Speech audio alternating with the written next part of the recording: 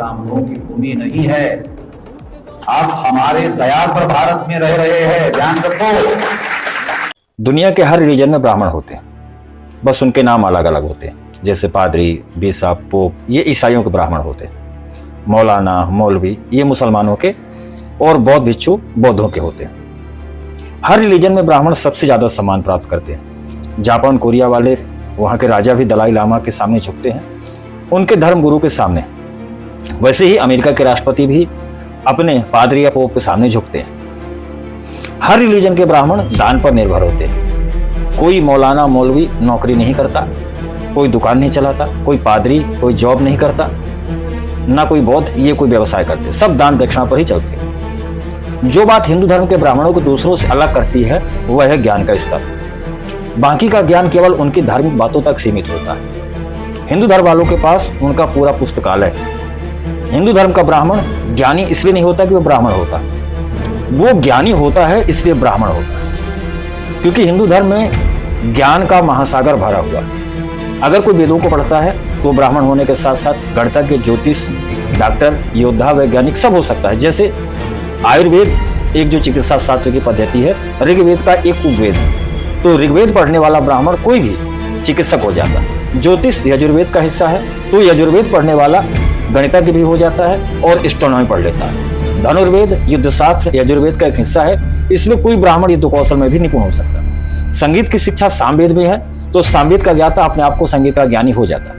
अगर कोई महाभारत पढ़ता है तो वो राजनीति का कुशल ज्ञाता हो जाता है, क्योंकि महाभारत का सबसे बड़ा राजनीतिक ग्रंथ है और उससे बड़ा दुनिया में कोई ग्रंथ नहीं। तो यही कारण है कि हिंदू धर्म का ब्राह्मण ऑलराउंडर होता है।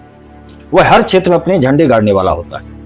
दूसरे वालों की अपनी किताब है, उससे बाहर वो आते नहीं और ना उनके बाहर आने के कुछ अवसर होते। ऐसे ग्रंथों के अध्ययन के कारण ब्राह्मण बौद्धिक रूप से बहुत आगे होते हैं और दूसरों के मुकाबले, और ब्राह्मण बुद्धि बल में देश की रक्षा सदियों से करते आ रहे हैं। फिर चाहे चाणक्य के रूप में है, चाहे विश्वनाथ भट्ट के रूप में हो, चाहे बाजीराव पेशवा के रूप में हो, चाहे सावरकर के रूप में हो, चाहे जगत गुरु शंकराचार्य के रूप में हो, चाहे बाल गंगाधर तिलक के रूप में हो, चाहे चंद्रशेखर आजाद के रूप में हो। इसीलिए वे सबके निशाने पर होते हैं। मुगल अपने युद्ध की सफलता इससे नापते थे कि उन्होंने कितने किलो जनेऊ इकट्ठे किए। अंग्रेज, पुर्तगाली, ये सब निशाने पर हमेशा इनके ब्राह्मण ही रहे। जेबीआर ने कहा था, ब्राह्मण ना होते तो मैं पूरे भारत को ईसाई बना देता। लॉर्ड मैकाले ने बहुत कोशिश की थी भारत देश को, ब्राह्मण समाज को खत्म करने की। और एक बात और समझने की, हर धर्म, पंथ, रिलीजन से कनेक्टेड होने का एक माध्यम यह भी है कि ब्राह्मण ही होते हैं। बच्चे का जन्म हुआ, आप चर्च, मस्जिद पर जाएंगे या मंदिर पर जाएंगे, वहाँ के पादरी, मौलाना, पंडित से जो भी है आप करवाएंगे। विवाह हुआ तो आप इनकी उपस्थिति में करवाएंगे, मृत्यु हुई तो अंतिम क्रिया भी इनके साथ ही करवाएंगे। सोचिए, अगर ऐसा दुष्प्रचार कर दिया जाए कि हर पादरी, हर मौलाना ठग है, ये लोग लूटते हैं, अंधविश्वास फैलाते हैं, भ्रष्ट हैं, तो क्या होगा? धीरे धीरे इनके लोग फिर चर्च, मस्जिद जाना बंद कर देंगे। शादियां सिर्फ कोर्ट में ही हो जाएंगी, मरने पर बॉडी ऐसे ही डिस्पोज कर दी जाएगी, और इसके कारण सब धीरे धीरे वो रिलीजन खत्म हो जाएगा। तो अब आप समझ ही गए होंगे कि क्यों पंडितों और मंदिरों के प्रति इतना दुष्प्रचार करवाया जाता है, और इसीलिए जेलों में ब्राह्मण भारत छोड़ो के नारे लगाए जाते हैं। किसान आंदोलन में नारे ब्राह्मणों के खिलाफ ही लगते हैं। सीए के विरोध में भी जो नारे लगते हैं ब्राह्मणों के विरोध में लगते हैं, और जहां जिसको जैसे मौका मिलता है वह ब्राह्मणों को टारगेट करता है, और यह बहुत बड़ी फंडिंग आती है विदेशों से यह सब करने के लिए।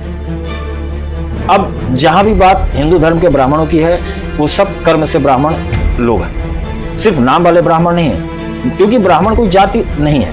यह ब्राह्मण ज्ञान, अध्यात्म और त्याग की वजह से ब्राह्मण होता है। जैसे दासीपुत्र विदुर एक महापंडित ब्राह्मण थे, अर्थशास्त्र के जनक चाणक्य भी ब्राह्मण थे, वेदों के ज्ञाता महाकवि चर्मकार रविदास जी भी ब्राह्मण है, स्वामी विवेकानंद भी ब्राह्मण है, और हमारे महर्षि वाल्मीकि भी ब्राह्मण ही है। इसके अलावा आप वर्तमान में कई ऐसे अन्य, जैसे स्वामी रामदेव हैं, और न जाने कितने ऐसे लोग हैं जो अब ब्राह्मण हो चुके हैं और हमारी धर्म ध्वजा को हमेशा फहरा रहे हैं। आप यह बात बड़ी आसानी से समझ सकते हैं कि ब्राह्मणों के खिलाफ क्यों यह एक सुनियोजित तरीके से उन्हें, इस देश के हिंदुओं को भ्रमित ब्राह्मणों के नाम पर किया जाता है। जय श्री राम।